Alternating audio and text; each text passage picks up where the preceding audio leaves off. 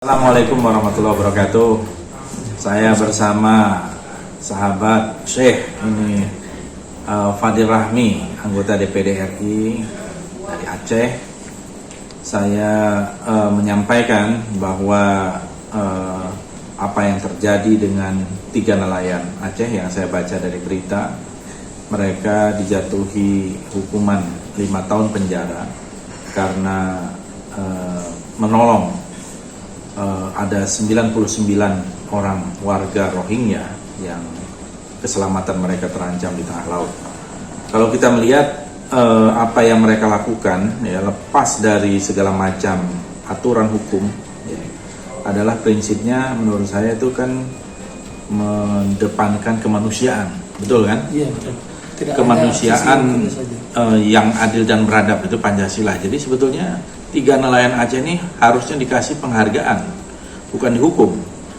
Jadi kalau kita mau mendetailkan bahwa kita ini bukan bagian yang menandatangani UNHCR atau ada kasus-kasus apa yang dicari di situ, yang jelas dia menyelamatkan 99 orang dan itu luar biasa. Ini akan menjadi ironi kalau kita lihat dengan hukuman orang-orang yang melakukan korupsi dan lain-lain dihukum hanya sekian-sekian dan seterusnya. Ini menurut saya keterlaluan sekali ya. Kalaupun ada aturan yang mau dicari-cari terkait dengan itu, mereka yang bertiga ini sudah menyelamatkan warga Rohingya, dan kita tahu harus ditempatkan dalam satu konteks. Warga Rohingya ini adalah warga yang terusir. Sudah sejak tahun 80-an terusir. Mereka ada 500.000 di perbatasan namanya Cox's Bazar dan saya pernah ke sana.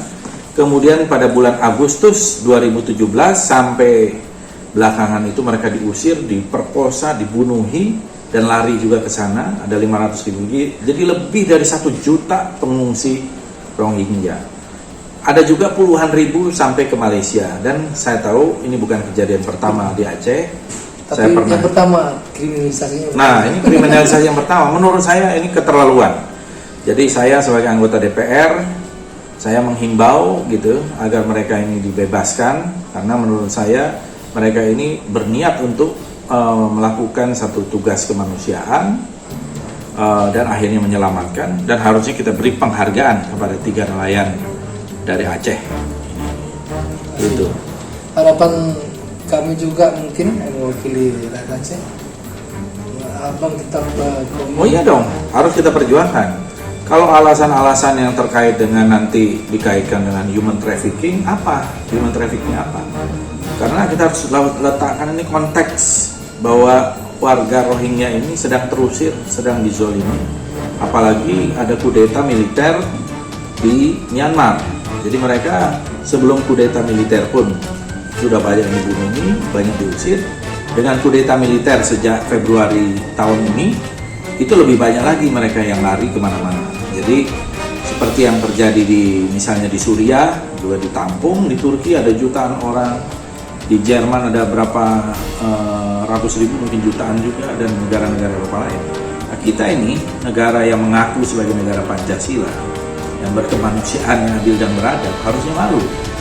Dan menurut saya menghukum orang yang menolong, ya, warga yang dari siapapun, dia kalau namanya menolong jangan ditanya paspornya apa, ya, ada manusia, binatang aja kita tolong, apalagi manusia.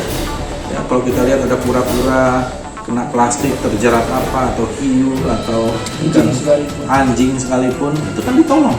Ini manusia ada 99 orang dan kemudian ditolong oleh nelayan dari Aceh, ya harusnya mereka dapat penghargaan, bukan dihukum. Itu pendirian saya seperti itu. Dan saya kira memang mungkin pengacara harusnya melakukan banding, ya, untuk penegakan keadilan, karena ini malu kita di mata dunia. Ya, kita malu di mata dunia orang yang menolong ini, dan kita di DPR sangat konsisten sekali memperjuangkan hak dan kemanusiaan bagi warga Rohingya di AIPA, di ASEAN Interparliamentary Assembly sejak 2017, 2018, 2019, 2020 kita selalu mengedepankan pembelaan kita terhadap Rohingya. Tahun lalu saya juga di sebagai ketua BKSAP memperjuangkan resolusi soal Rohingya di forum Parlemen Asia Pasifik di Australia dan lolos setelah berdebat berhari-hari dengan delegasi Cina. Dan juga di beberapa forum lain, termasuk di forum parlemen negara-negara OKI. Jadi saya kira sangat memalukan kejadian ini, dan menurut saya harus dikoreksi. Ya. Boleh kita nanti berdebat soal hukumnya, soal imigrasi, soal apa, tapi kemanusiaan itu di atas hukum. Itu kemanusiaan itu di atas hukum. Ya. Ini yang menurut saya. Dan waktu kejadian tempo hari lebih banyak lagi kan, 2017, 2018 3 lokasi di Aceh Tamiang, Langsa, Langsa di timur juga. Aceh Timur. Dan saya juga waktu itu ke sana. Kita tampung, ada Menteri Sosial datang juga memberikan bantuan. Gitu. Jadi kenapa ini dikriminalisasi orang yang menolongnya? Ini sebuah kemunduran yang luar biasa. Terima kasih. Assalamualaikum warahmatullahi wabarakatuh.